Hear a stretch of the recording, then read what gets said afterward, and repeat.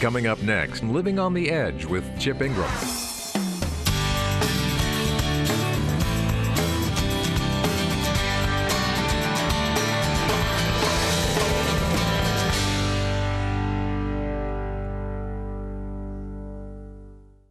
If I ask you kind of over a cup of coffee, where did your spiritual journey really begin as an adult? What would you tell me? Where were you? What were the circumstances? For me, it was the night I graduated from high school. After being with some friends at a party, I realized I was a workaholic. I had academic success. My dream of a basketball scholarship was in hand. I was all league in baseball. I had a really pretty girlfriend. And I sat alone and empty and just wondering, what in the world am I here for? My little formula of success will make you happy didn't pan out. I remember that night sitting on my bed looking out my bedroom window. It was a very starry night, I remember. And I started asking the real questions that adults ask. Why am I here? Is there a God? What's my purpose in life? Is there more to life than just setting goals and achieving them? And that night, although I had a lot of childhood prayers of, get me out of this jam and please help so-and-so, and I prayed what I think was my first adult prayer. And I remember looking at the stars and I said, God, if you exist, reveal yourself to me in a way I can understand. And then I figure everybody wants something, and I remember praying, God, what do you want from me? If you exist, what do you really want from me? And that's going to be the question we're going to ask and answer today on our journey toward true spirituality. How do we give God what he wants the most? If you pull out your teaching handout, we're going to walk through this journey, and this journey is going to take us to a point of a very, very important decision. When you ask the big questions of life, they come back at you in a way where there's big decisions. Decisions about future and priority and relationships. I mean, way more important than jobs and money and details. And so I want to introduce you to a book that I read. It was by a Yale, They use it at Harvard Business School, but by a Yale law professor called Risk, Reason, and the Decision-Making Process. And it's a series of true stories that are case studies, and they read the case study, then they get in small groups and they talk about, okay, what were the risks involved in making this decision? What reasons did people make this decision? And what would you do? And so they sort of peel it out, give a case study, let the groups talk a little bit, and then give them more information. So I've got a couple case studies here, because here's the deal. The goal was to teach them to make skillful, wise decisions. And we're going to be talking about a very, very important decision, and there was just some great insight about making great decisions. So case study number one, they're brief, but they're kind of fun. A 32-year-old engineer named John loves to go to estate sales to look for antique furniture and other potentially valuable items. One weekend, he goes to an estate sale in the southern part of the United States. All the items in this particular house are being sold together for a single price. Visitors are welcome to make a bid, and John learns that the winning bid will be about $95,000. The house is old and disrepair, probably built during the Civil War period. John, a self-confessed geek and history buff, recognizes a collection of rifles that seem to be from that time frame. He then goes downstairs to a damp basement using a small pocket flashlight, finds an old roller-top desk, and going through the desk, he discovers a false drawer. And in the false drawer is a small leather pouch that contains 22 very rare, pure gold coins that could be worth millions of dollars, he believes. John has to make a decision. What should he do? He has $10,000 in savings. If he can sell his car, his house, and everything he owns, he believes he can come up with the $95,000 and make the winning bid. What would you do? Students at Harvard's Business School and MIT and other universities discuss this. So, face value, what would you do? Think about that. Case study number 2.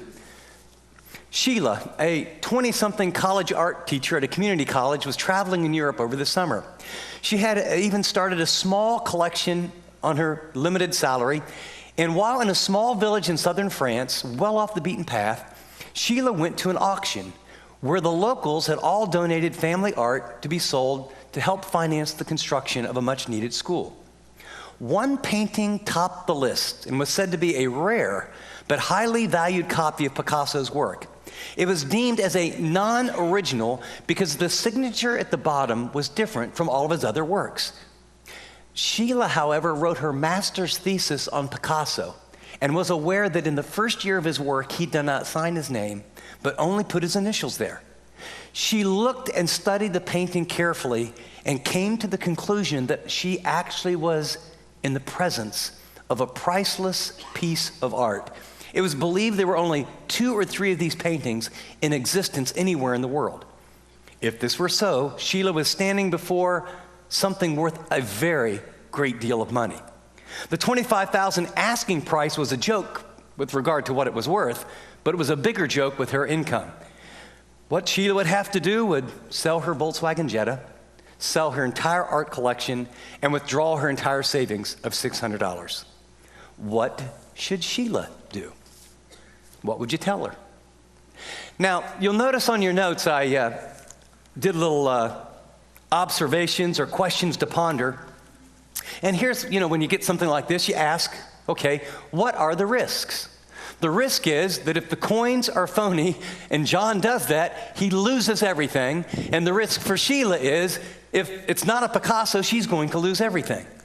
The potential rewards are, and by the way, later in the study, they have a second page that the teacher brings out. The coins are real, and they're worth about $30 to $40 million. The Picasso was real and was worth about $100 million. So the rewards were super if in fact it was true, but the cost and the risk was very high if it's not. So with that information, what would you do and why? Now I want to give you 3 principles that flow out of these case studies. Here's where the meat is for you and me. In every big decision, and I mean big, important, life-altering decisions especially, the number one thing you need is just write this word down: truth. Truth. The issue here is the validity of the find. If the coins are legit, if they're true, if it's a Picasso, if it's true. And for you, when you're trying to figure out what you should do with your life and the relationships that you're in, you need to first and foremost say, what's true? Second, write the word knowledge there under your kind of observations. See, Sheila had knowledge that other people didn't have. She had done some work, she'd done some study. She was prepared to take advantage of a situation because she knew things that other people didn't know. John the same way. He's a computer geek, he's a history buff. When he saw the rifles, he saw the house. All those things gave him insider's knowledge about what he was really looking at. And after truth and knowledge, the last thing, just write the word faith. These are the 3 keys to making great decisions. What's true? Do you have the inside knowledge? And then faith is literally the courage to pull the trigger. It's one thing for John to say, hey, I believe this. This is true. I've done some evaluation. And then can you hear John? You're like going back and talking to his wife. Hey, honey, we're going to empty our savings account, sell the house, sell the cars, everything that we have, because I just found these gold coins and I can just see her doing one of these. And even if he's absolutely convinced, because I've watched this happen a lot, there's things you're convinced of that you really believe are true. Your logic tells you it's true. At times, even the Bible tells you it's true. At times, the research in history even says it's true. But when you look at the weight of the risk, there's a great deal of people that never have the faith or the courage to pull the trigger and act on what they absolutely believe is true. And so they don't make good decisions, or they make no decisions, which is really a decision of itself.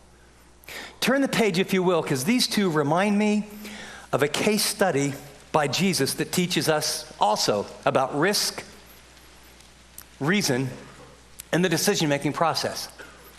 When Jesus is teaching this, it's out of Matthew chapter 13, verses 44 and 45.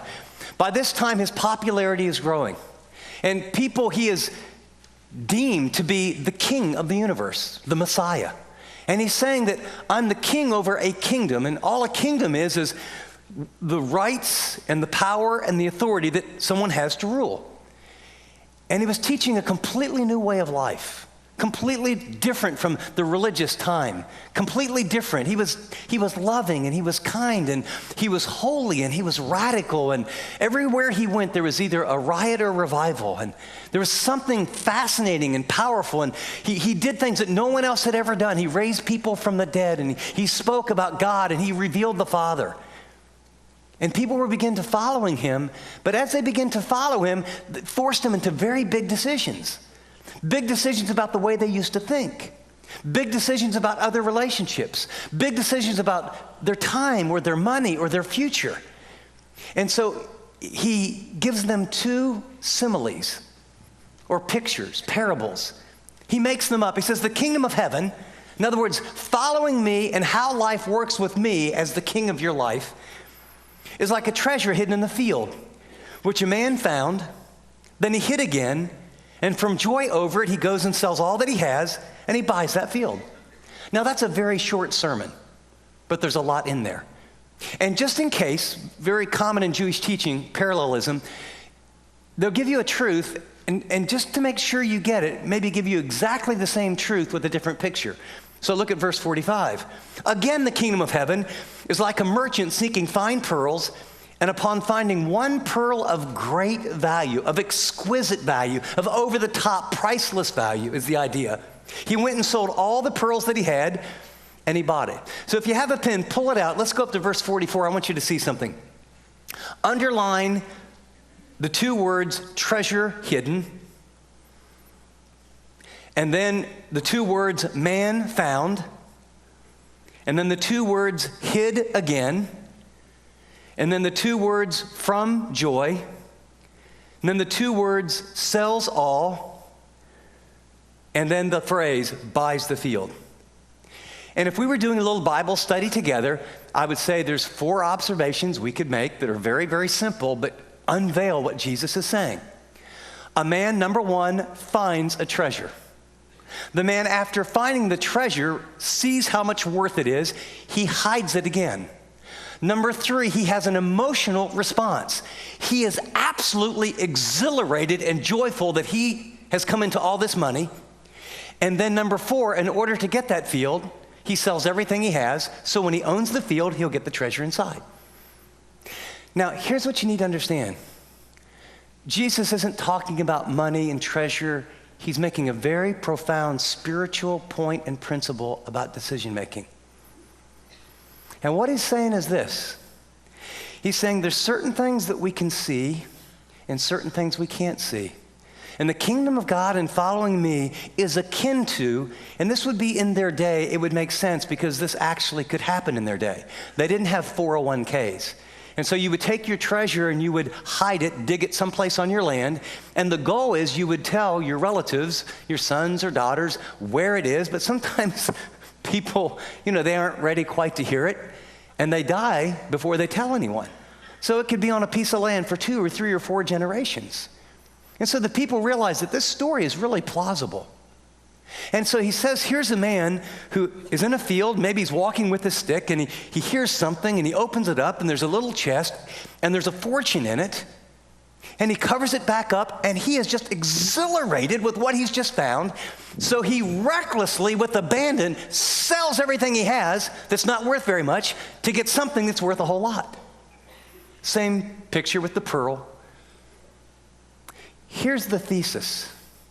Jesus is saying when you understand who he is and how life really works and what really, really matters now and forever, and you get the treasure of what it is to have relationship with him and the plan that he has for you on this earth, you would with reckless abandon and joy forsake all else to get that. Put another way, his thesis is total commitment is the channel through which God's biggest and best blessings flow. Did you realize that? I mean, total commitment, he sold all that he had. Motive, joy.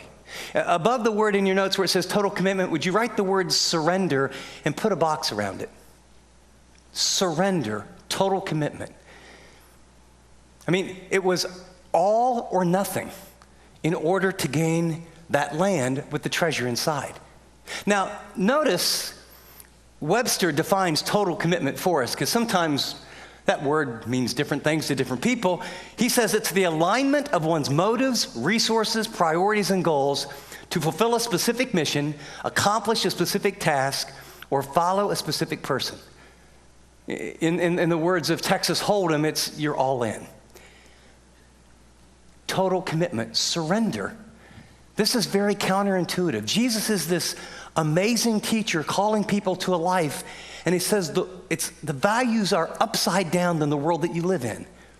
And the way to gain is to give. And the way to life is to die. And he says, I have a plan, and in following me, there is a treasure that's unspeakable. It's unspeakable for the now. It'll transform you. It'll transform every relationship. It has the promise of eternity. It has the forgiveness of your sin. It has focus and purpose and answers all the big questions of life. And this treasure I want to give you. But here's the entrance to the decision. Surrender.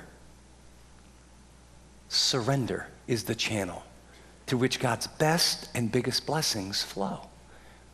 Now, you'll notice at the very bottom I put a spiritual insight.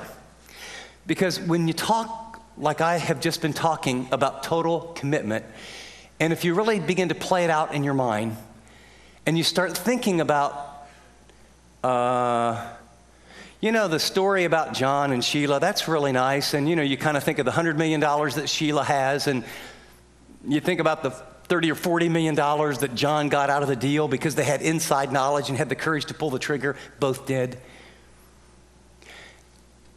By the way, before I go on, is there no compassion in this room? I notice, does anyone just have a twinge and feel sort of sorry for Sheila? She gave up her Volkswagen Jetta. I mean, every piece of art that she picked up over those years, don't you think they were on her teacher's salary, an emotional?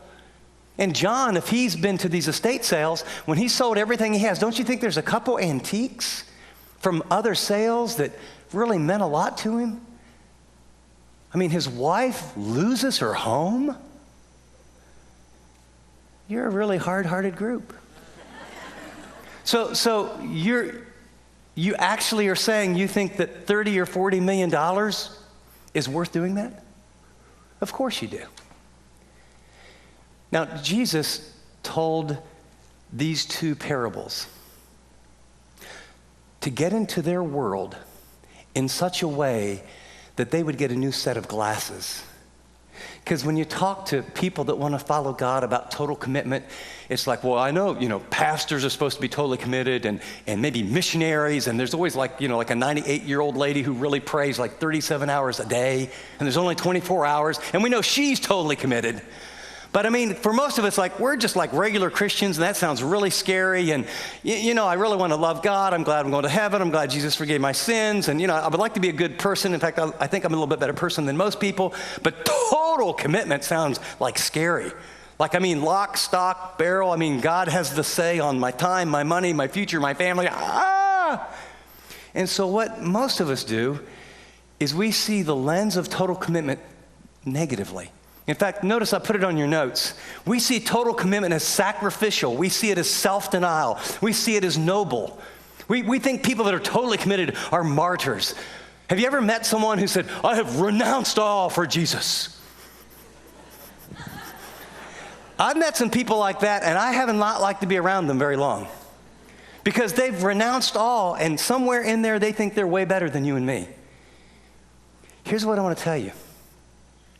When Jesus taught about surrender or total commitment, it is the channel to get God's very best in your life. But he said it's for joy. His motivation is positive, it's wise, it's logical, it's shrewd. It's not so much renouncing as it is a reevaluation. Is $95,000 as valuable as 30 to 40 million? This isn't rocket science. Now, when we look at it like that, it's easy. But when you look at the treasure that God has, it gets a little more difficult because you can't see it. Now, Jesus shared and made up these two parables to get into their world. For those of you that might have your tablet with you and have decided this sounds like an interesting book, and you've already Googled in the service, risk, reason, the decision-making process, don't hold your breath waiting for that Google site to come up, okay?